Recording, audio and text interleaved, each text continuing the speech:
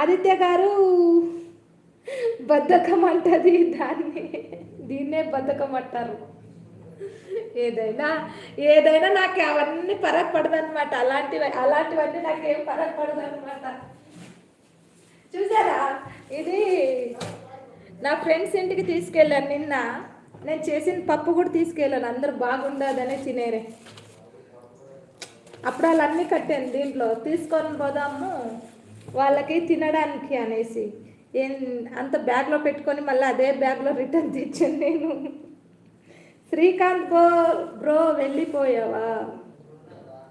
అవును ఆదిత్య గారు. ఏందో సిస్టర్, నిజంగా నాకు చేసి పెట్టేవాళ్ళు ఉంటే బాగుండేది, కానీ ఏమో అర్థం కావట్లేదు. ఎందుకు నాకు వంట అంటే చిరాకు వస్తుందో నాకే అర్థం కావట్లేదు. అలా అయిపోయింది. ఇంకా నన్ను రమ్మంటారా సిస్టర్? నువ్వు పండు ఇద్దరు వచ్చేయండి, నాకు మంచి మీరు మంచి వంటలు చేసి పెడితే తిని పెడతాను నేను. కానీ మీకు పైన పని ఏం చెప్పను, అంతా నేనే చేస్తాను. అది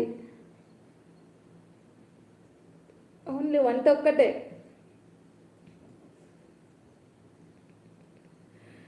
పండుతో సరిపోతుంది నీకు. అదే కదా చెప్తాను, పండు నేను చేసుకుంటాను, మీరు వంట ఒకటే చేసి పెట్టండి చాలు, మా ఇద్దరు పండుకు నాకు అంతే. ఆదిత్య ఏం తిన్నావు ఆదిత్య?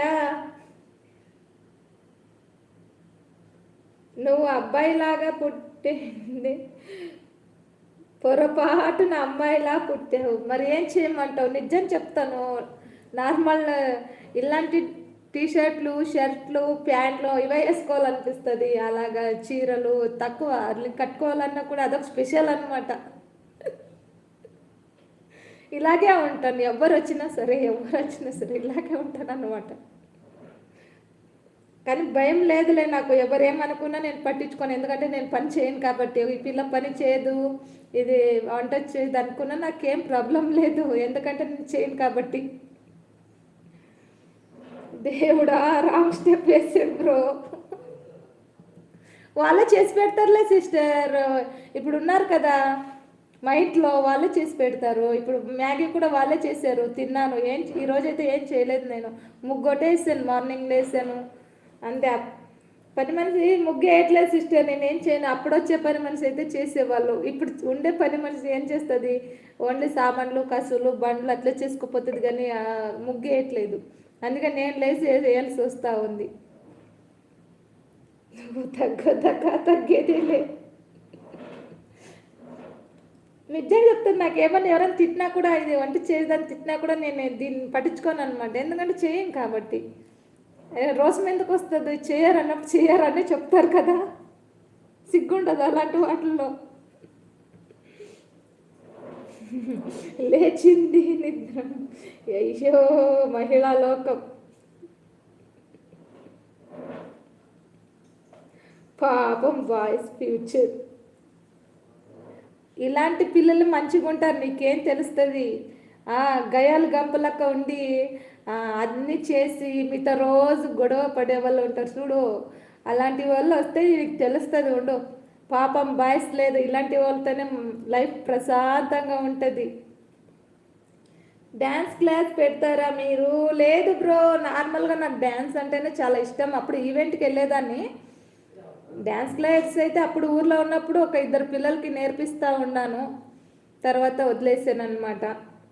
ఏ మెసేజ్ ఈసారి చదివే లోపు నువ్వు డిలీట్ చేసేవు. రామా చేసుకోవడానికే అదృష్టం ఉండాలి మాలాంటి వాళ్ళని భరించాలంటే.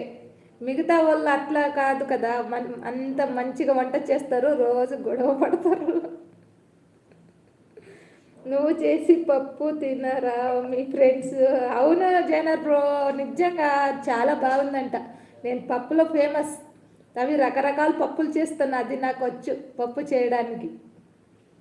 చాలా బాగా తిన్నారు వాళ్ళు. నిన్న తీసుకెళ్తే అదే సరిపోయింది. వాళ్ళు బీన్స్ ఒకటి చేశారు. సాహసం అనే చెప్పాలి. నువ్వే చెప్పు ఆదిత్య, నేను ఎన్ని రకాల పప్పులు చేస్తాను. మునక్కాయల పప్పు, కారం పప్పు, పచ్చిమిరకాయల పప్పు, ఆకుకూర పప్పు, పాలకూర పప్పు,